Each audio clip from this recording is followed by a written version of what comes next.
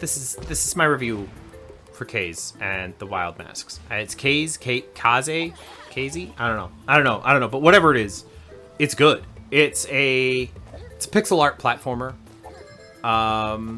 that draws inspiration from retro games I loved as a kid.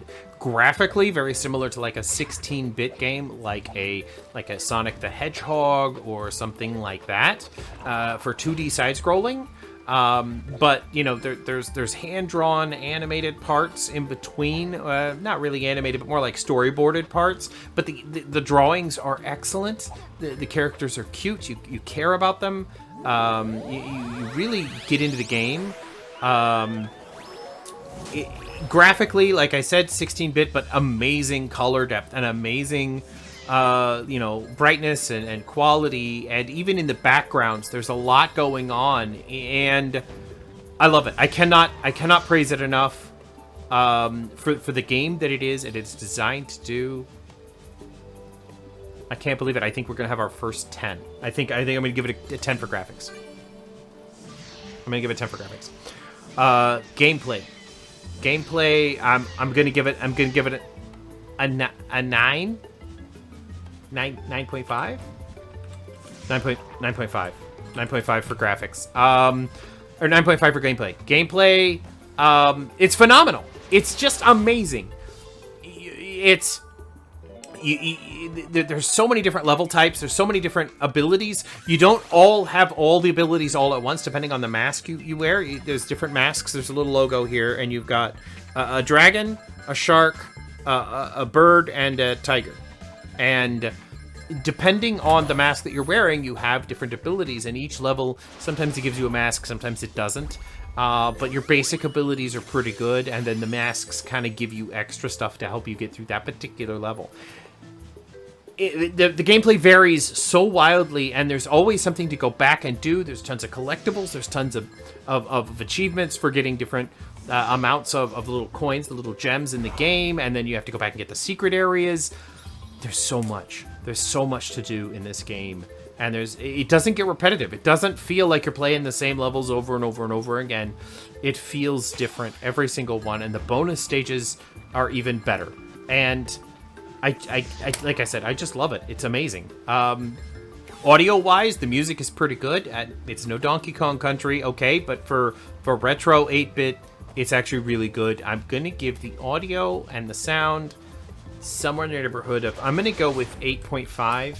I could have done with, here's the only way it could improve is if it had some like voice acting in the cutscenes, like dubbing over the cutscenes would be nice. But you know, I think it's intentional to stick to that 16-bit architecture, that kind of feel of a game, even though there's like hand-drawn drawings in between. I feel like that's it. Story-wise, I feel like it's a Sonic the Hedgehog kind of, right? There's this threat to your town and all the little tiny creatures. And all the creatures have been turned into monsters. And a lot of the enemies are actually vegetables. There's carrots and tomatoes and dragon fruit hedgehog things. And then when you defeat them, they turn back into a tiny version, like a non-monster version of themselves. So it's very tribute to Sonic the Hedgehog, but it's not terribly original. It's cool. I love it. It's great, but it's not terribly original, so I'm going to give it an 8. I'm going to give it an 8. For story. So graphics 10, gameplay 9.5, audio 8.5, story 8. That rounds this out to an overall 9 on the dot. And that's perfect for this game. It is a fantastic game for only $30 in the eShop at full price, and you can get a physical cartridge of this also for $30 right here. It's amazing. You can get it on Amazon, and I loved it. I think I got it on sale for $25. But occasionally you'll find some sales. If this goes on sale in the eShop, it's definitely an easy pick. It's actually an easy pick at full price at $30. High praise for me. I love platformers. I love those retro games. Each little biome, each main area has 6 or 7 levels in it, and takes about an hour to beat each one. So judging by the first 2 that I played the game should take about 7 to 10 hours to complete, even longer if you actually want to go back and get all the specials and all the collectibles and unlock all of the levels that this game has to offer. So I'm gonna this is high praise indeed. This game is fantastic, so definitely worth picking up.